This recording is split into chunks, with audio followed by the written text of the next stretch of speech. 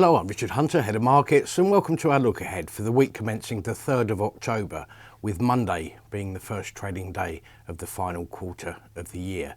Indeed, as the third quarter draws to a close, the volatility and turmoil which has pretty much become embedded in investors' minds has continued.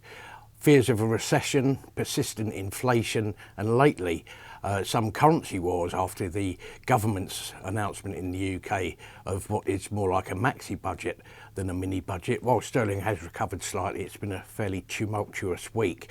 And at the same time, the Federal Reserve has reiterated its intention to continue to aggressively hike rates until such time as the inflation beast is brought under control. So in the year to date, the US markets are pretty much back in bear market territory. The Dow Jones is down by 20%, S&P 500 by 24%, the Nasdaq by 31%, and the FTSE 100 has also gone into something of a tailspin. It's down by 6% in the year to date. Turning to next week, a couple of FTSE 100 bellwethers to look out for. Firstly, we've got half-year numbers coming from Tesco.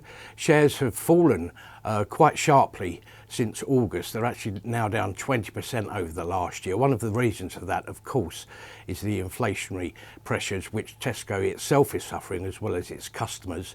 On top of that, of course, it's got stiff competition from the discounters, and the fact is that the likes of Ocado have had to lower their own guidance for sales, which has had a read across for the sector. This is despite the fact that when we last heard from Tesco in June at their Q1 numbers, like-for-like sales are up by 2% and actually up by 10% if you compare to pre-pandemic.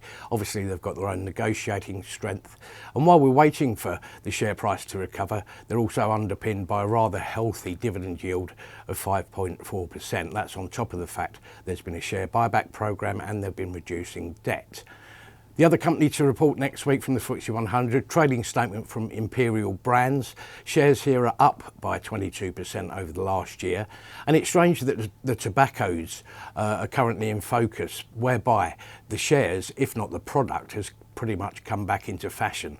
Obviously, around the turn of the year, we saw a rotation from growth stocks into value stocks, and tobaccos have been one of those beneficiaries, again underpinned by a fairly whopping dividend yield of 7.4%. It has been one of those haven investments due to its defensive status investors have been chasing.